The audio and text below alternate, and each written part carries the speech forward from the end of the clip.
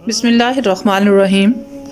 قرآن مجید فرقان حمید میں ارشاد باری تعالیٰ ہے، اے ایمان والو، تم پر روزے فرض کیے گئے ہیں جس طرح تم سے پہلے لوگوں پر فرض کیے گئے تھے تاکہ تم متقی بن جاؤ۔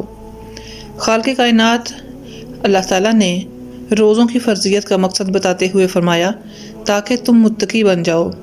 رمضان المبارک کے عشر مغفرت کا آغاز ہو چکا ہے جو کہ اپنے اندر پہلے سے زیادہ اجر و ثواب سموئے ہوئے ہے۔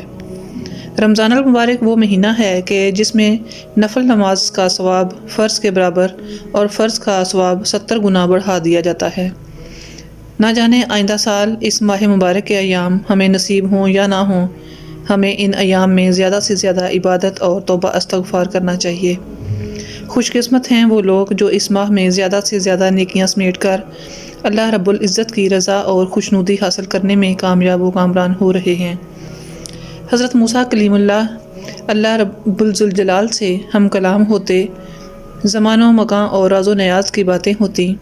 ایک دن حضرت موسیٰ علیہ السلام نے اپنے خالق سے سوال کیا کہ اس وقت کائنات میں واحد بندہ ہوں جسے آپ سے بات کرنے کا شرف حاصل ہے، بتائیے یہ اعزاز کسی اور کو بھی نصیب ہوگا؟ خالق کائنات نے ارشاد فرمایا، اے موسیٰ، اس دنیا میں ایک ایسی بھی امت آنے والی ہے جب میرے اور ان بندوں کے درمیان کوئی پردہ حائل نہیں ہوگا۔ حضرت موسیٰ علیہ السلام حیران ہوئے، باری تعالیٰ وہ کیسے؟ اللہ تعالیٰ نے فرمایا، یاد رکھ موسیٰ، تیرے اور میرے درمیان کلام اور ملاقات کی صورت بے شمار پردے حائل ہیں، جبکہ آئندہ امت کے ساتھ یہ معاملہ ہرگز نہیں ہوگا۔ اس پر موسیٰ علیہ السلام کی حیرت میں مزید اضافہ ہو گیا۔ انہوں نے عرض کیا، کائنات کے مالک بتائیے وہ کون خوش نصیب ہوں گے؟ اللہ تعالیٰ نے ارشاد فرمایا، وہ امت محمدی ہوگی، ان میں سے وہ لوگ جو ماہ رمضان کے ایام پا کر صرف میری رضا اور خوشنودی کے لیے روزے رکھیں گے اور پھر وقت افطار نڈھال جسم، خشک زبان اور منہ کی مہک کے ساتھ جو دعا مانگیں گے میں قبول کروں گا، کیونکہ اس لمحے ان کے اور میرے درمیان کوئی پردہ، کوئی فاصلہ نہ ہوگا۔ روزے دار کے متعلق اللہ تعالیٰ کا ارشاد ہے کہ روزہ خاص میرے لیے ہے اور میں ہی جس طرح چاہوں گا اس کا اجر ثواب دوں گا۔ میرا بندہ میری رضا کے واسطے اپنی خواہش نفس اور اپنا کھانا پینا چھوڑ دیتا ہے، پس میں خود ہی اپنی مرضی کے مطابق اس کی اس قربانی اور نفس کشی کا صلہ دوں گا۔ روزے دار کے لیے 2 مسرتیں ہیں، ایک افطار کے وقت اور دوسری اپنے مالک الملک کی بارگاہ میں حاضری اور شرف ملاقات کے وقت۔ اور روزہ دار کے منہ کی بو اللہ تعالیٰ کے نزدیک مشک کی خوشبو سے بھی بہتر ہے، یعنی انسانوں کے لیے مشک کی خوشبو جتنی اچھی اور جتنی پیاری ہے، اللہ تعالیٰ کے ہاں روزے دار کے منہ کی بو اس سے بھی اچھی ہے۔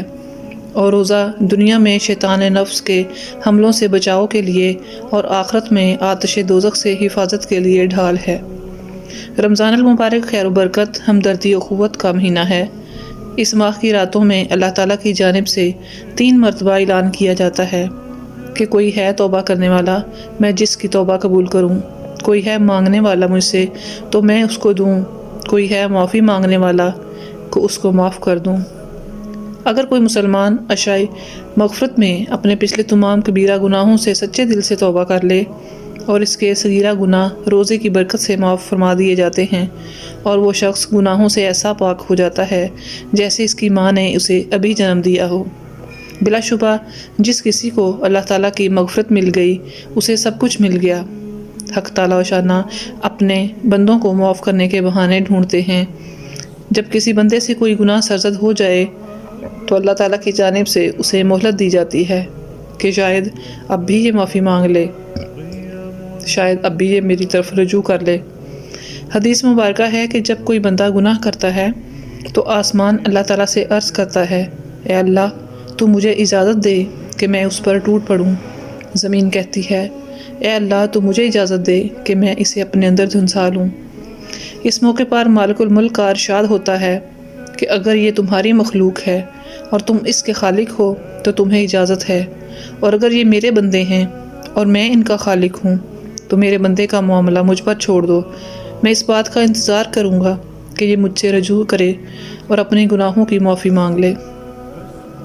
حضرت عبداللہ بن عمر رضی اللہ تعالیٰ عنہ روایت کرتے ہیں کہ نبی کریم صلی اللہ علیہ وسلم نے ارشاد فرمایا، روزے اور قرآن دونوں بندے کے لیے شفاعت یعنی سفارش کریں گے۔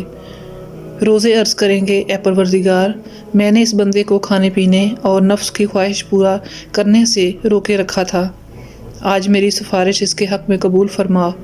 اور قرآن کہے گا کہ میں نے اس بندے کو رات کو سونے اور آرام کرنے سے روکے رکھا تھا، آج اس کے حق میں میری سفارش قبول فرما۔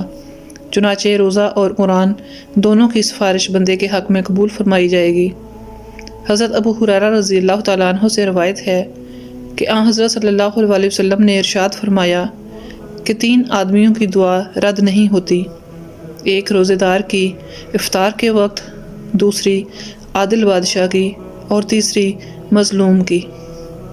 حضرت سہل بن سعد سعدی رضی اللہ تعالیٰ عنہ سے روایت ہے کہ سرکار دو عالم صلی اللہ علیہ وسلم کا فرمان عظیم ہے کہ جنت کے دروازوں میں ایک خاص دروازہ ہے جس کو باب الریان کہا جاتا ہے۔ اس دروازے سے قیامت کے دن صرف روزے داروں کا داخلہ ہوگا، ان کے سوا کوئی اس دروازے سے داخل نہیں ہو سکے گا۔ اس دن پکارا جائے گا کہ کدھر ہیں وہ بندے جو اللہ کے لیے روزے رکھا کرتے تھے اور بھوک پیاس کی تکلیف اٹھایا کرتے تھے؟ وہ اس پکار پر چل پڑیں گے۔ جب وہ روزے دار اس دروازے سے جنت میں پہنچ جائیں گے تو یہ دروازہ بند کر دیا جائے گا، پھر کسی کا اس سے داخلہ نہیں ہو سکے گا۔ ریان کے لغوی معنی ہیں پورا سیراب۔ یہ بھرپور سیرابی تو اس روزے دار کی صفت ہے جس سے روزے داروں کا داخلہ ہوگا۔ آگے جنت میں پہنچ کر جو کچھ اللہ تعالیٰ کے انعامات ان پر ہوں گے، ان کا علم تو بس اللہ تعالیٰ ہی کو ہے۔ اس مبارک ماہ کی ان تمام فضیلتوں کو دیکھتے ہوئے مسلمانوں کو اس مہینہ میں عبادت کا خاص اہتمام کرنا چاہیے اور کوئی لمحہ ضائع اور بیکار نہیں جانے دینا چاہیے۔ ہم اپنے تمام صغیرہ و کبیرہ گناہوں سے معافی مانگ کر اللہ تعالیٰ کے حضور پاک و صاف پیش ہو سکتے ہیں۔ اللہ پاک ہم سب کو اپنے نفس کا تزکیہ کر کے تقوی اختیار کرنے کی توفیق عطا فرمائے، آمین۔